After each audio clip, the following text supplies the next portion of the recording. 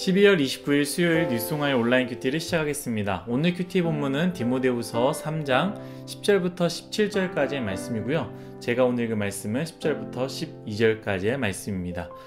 나의 교훈과 행실과 의향과 믿음과 오래 참음과 사랑과 인내와 박해를 받음과 고난과 또한 안디옥과 이고니온과 루스드라에서 당한 일과 어떤 박해를 받은 것을 내가 과연 보고 알았거니와 주께서 이 모든 것 가운데 나를 건지셨느니라. 무릇 그리스도 예수 안에서 경건하게 살고자 하는 자는 박해를 받으리라. 아멘. 오늘 여러분들과 함께 나눌 큐티 제목은 그리스도 예수 안에서 경건하게 살고자 하는 자는 박해를 받으리라 입니다. 그리스도 예수 안에서 경건하게 살고자 하는 자는 박해를 받으리라 입니다. 벌써 수요일입니다. 아주 강한 추위는 잠시 누그러지는 것 같고요. 기온차가 20도가 넘어버리니 여러분 감기 조심해야 될 것 같습니다. 제가 디모데후서를 시작하면서 계속 상황을 설명했는데요. 말씀은 항상 그 당시 상황을 염두하면서 읽고 묵상해야 합니다. 그것이 참 중요합니다. 동역자인 디모데를 잘 가르치고 멘토로서 옆에 두고 조언해주는 그런 상황 속에서 바울은 에베소 교회에게 편지를 받았다라고 합니다. 그 편지는 무엇입니까? 어려움이 있었다라고 연락받았다라고 이야기하지 않습니까? 그래서 바울은 디모데를 에베소 교회로 보내고요. 그리고 어떻게 어려움을 해결해야 되는지 해결책과 지혜를 그리고 또 조언을 주는 책이 바로 디모데 전서라고 했습니다. 그러나 디모데후서는 약간 디모데 전서와는 분위기가 달라지는데요. 왜냐하면 시간도 흘렀고 교회에 큰 변화도 없고 로마의 핍박이 심해지면서 심지어 바울, 자기의 스승과 같은 바울이 로마에 잡힌 상황에서 나아지는 것을 보지 못하니 더욱더 악화되는 상황들을 보니 디모데는 참 마음이 어렵고 심지어 내가 이렇게 하는 것이 맞나 혹은 바울을 따라 함께 사역하는 것이 맞나 이런 후회와 부끄러움이 밀려오는 상황에서 바울이 디모데를 격려하기 위해 썼다라고 제가 이야기를 했습니다. 오늘 이 말씀은 이 바울이 이 부분에 대해서 명확하게 꼬집습니다. 오늘 읽은 말씀이죠. 박해를 받음과 고난과 또한 안디옥과 이고니온과 루스드라에서 당한 일과 어떤 박해를 받은 것을 내가 과연 보고 알았거니와 주께서 이 모든 것의 가운데에서 나를 건지셨느니라. 아멘. 바울이 믿음을 지키기 때문에 고난을 받았다라고 하는데요. 오늘 말씀에서 어디 고난받았다고 이야기하지 않습니까? 안디옥과 이고니온과 루스드라에서 고난을 받았다라고 합니다. 이것은 거짓이 아니죠. 왜냐하면 우리가 사도행전 큐티를 했기 때문에 우리 또한 알고 있습니다. 누가가 정확하게 기록하지 않습니까? 13장에 사도행전 13장에 보면 바울이 안디옥에서 유대인들을 선동했다라고 사람들이 이야기하면서 쫓겨남을 당했고요. 14장의 앞부분에는요. 이고니온에서 유대인들과 이방인들에게 돌 맞아 죽을 뻔했고요. 14장 후반부에서는 루스드라에서 돌을 맞아 초주검이 된 상태에서 성 밖으로 내던져짐을 당하는 것을 우리는 말씀을 통해 이미 알고 있습니다. 바울은 이 부분에 대해서 이야기하면서요. 명확하게 디모데에게 이야기하는데요. 12절입니다. 무릇 그리스도 예수 안에서 경건하게 살고자 하는 자는 박해를 받으리라. 아멘.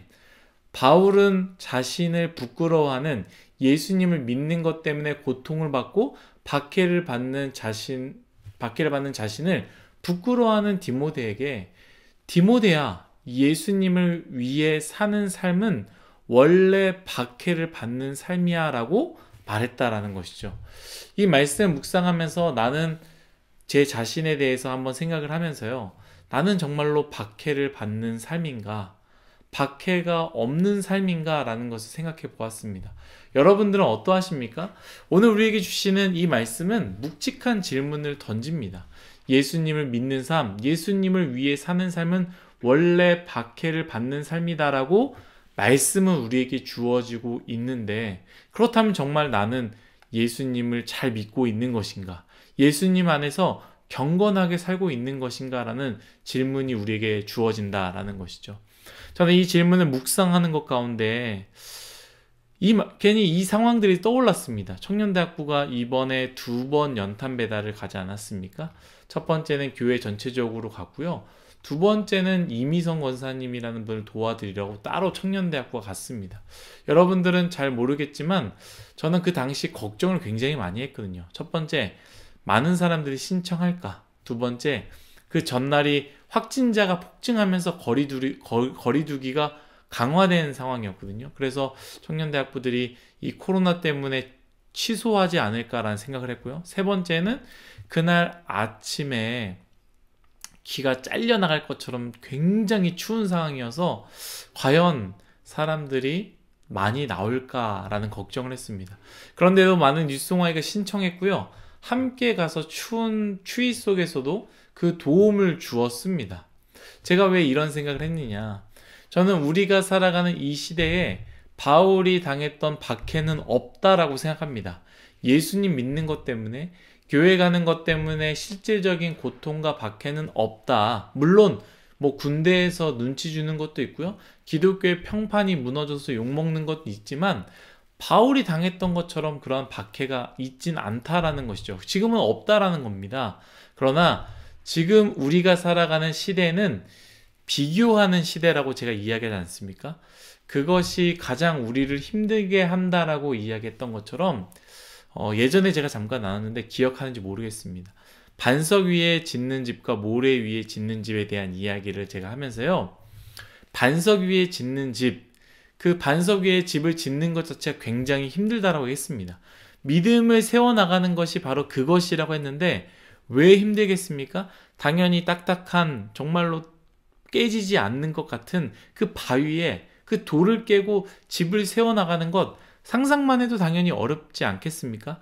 그러나 지금 우리가 살아가는 이 시대는요, 그 딱딱한 곳을 뚫는 거, 바위 위에 집을 짓는 그 행위가 힘든 게 아니라요, 내가 고생할 때에 내 옆에 있는 사람들은 모래 위에서 편히 살고 있는 것을 보는 것이 더 힘들다라는 거예요. 저 사람들은 저렇게 살아도 큰 문제 없는데, 저 사람들은 저렇게 지내도 아무 문제가 없는 것 같은데 나는 왜 이렇게 고생하고 나는 왜 이렇게 힘들게 살아가고 있는가? 이것 때문에 반석 위에 집을 짓는 게 참 어렵다라는 거예요. 다들 믿음이 없어도 교회 다니지 않아도 예수님을 믿지 않아도 행복하게 사는 것 같은데 나는 왜 불편하게 힘들게 어렵게 멍청하게 예수님을 믿으며 살아가고 있는가? 이것이 참 마음이 어렵게 한다라는 것이죠. 이미선 권사님 댁에 연탄 배달 가는 것, 다들 편히 쉬고 다들 늦잠까지 잠을 잘 때입니다.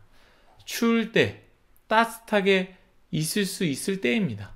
자기가 좋아하는 혹은 가치 있는 것에 시간을 투자할 때입니다. 코로나로 인해서 그 위험한 순간에 안전할 때이죠. 그때 바로 우리는 이미선 권사님 댁에 연탄 배달을 갔다라는 거예요. 그것을 보면서 알면서도 가는 것, 참 다른 사람들은 이 시간대에 행복해하고 편안해하는 것을 볼 때에 바로 그것이 내 마음을 힘들게 하는 것이고 그 힘들어지는 것이 바로 지금 이 시대에 말하는 어찌 보면 박해가 아닐까라는 생각을 한다라는 것이죠.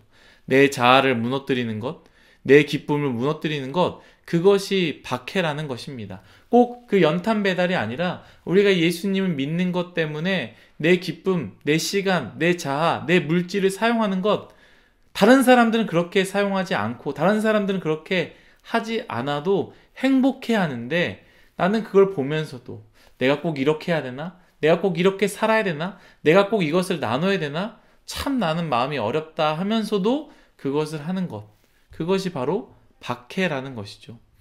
우리가 살아가는 이 시대에 예수님 안에서 경건하게 사는 것은 내 시간, 내 기쁨, 내 즐거움을 내려놓는 것입니다. 내가 가진 것을 나누는 것입니다. 다들 그러지 않습니다. 다들 즐겁게 행복하게 SNS를 올리며 다들 기쁘게 행복하게 좋은 것을 구매하며 그렇게 살고 있습니다. 그것을 바라보는 것 자체, 그 마음이 얼마나 아프고 힘듭니까? 근데 그것은 당연한 박해이고요. 예수님을 믿을 때 찾아오는 당연한 일이다라는 것이죠. 여러분, 나는 예수님을 믿지만 아무렇지도 않습니까? 행복하기만 합니까? 아무 손해도 없습니까? 그렇다면 오늘 말씀을 생각하면서 이 질문을 던져보십시오. 나는 정말 예수님을 믿고 있는 것인가? 예수님 안에서 경건하게 살려고 하는 사람인가? 바울은 오늘 우리에게 명확하게 이야기합니다. 무릇 그리스도 안에서, 그리스도 예수 안에서 경건하게 살고자 하는 자는 박해를 받으리라. 다시 돌려서 이야기하자면 무릇 예수님을 잘 믿으려고 하는 사람은 모든 사람들이, 많은 사람들이 그렇게 살지 않고 행복하게 누리는 삶을 사는 것을 보면서도 내 것을 나누는 삶, 내 시간을 나누는 삶, 내 마음을 나누는 삶을 살아야 하리라 라는 것을 우리에게 이야기해 줍니다. 여러분, 우리는 정말 예수님을 믿고 있습니까? 그렇다면 우리는 그러한 박해를 당연히 받아들이고 준비해야 됩니다. 그렇게 오늘 하루도 살아가시기를, 그러한 박해를 받으시기를, 그러한 축복을 받으시기를 간절히 소망합니다. 기도하겠습니다. 사랑이 많으신 하나님 감사합니다. 모든 것이 다 하나님의 은혜임을 고백합니다. 주님, 우린 정말로 예수님을 믿는 사람들입니까? 우리 자신들을 생각하게 됩니다. 많은 것들을 다른 사람과 나누지 않아도 내 것들을 취하고 내 것들을 붙잡고 그냥 다른 사람들처럼 행복하게 살고 있는 것은 아닌가? 우리 자신들을 돌아보게 됩니다. 오늘 말씀을 통해서 들었던 것, 예수님 안에서 경건하게 살고자 하는 자들은 당연히 박해를 받는다고 했는데, 하나님, 내 삶 가운데 예수님 때문에 포기하는 작은 것 하나라도 있나요? 그러한 작은 것 하나라도 내려놓을 수 있는, 다들 그렇게 살지 않고 행복하게 사는 것처럼 보여서 내가 살아가는 것이 참 바보처럼 보이지만, 그것이 정말로 바보처럼 느껴지지만, 그럼에도 불구하고 예수님 때문에 나누려고 하는 삶, 그러한 삶이 당연한 삶이다. 그것이 바로 예수님을 믿는 삶이다 라는 것을 우리가 들었사오니 우리가 그렇게 살아갈 수 있도록 은혜 내려 주옵소서. 감사하며 예수님의 이름으로 기도드렸습니다. 아멘.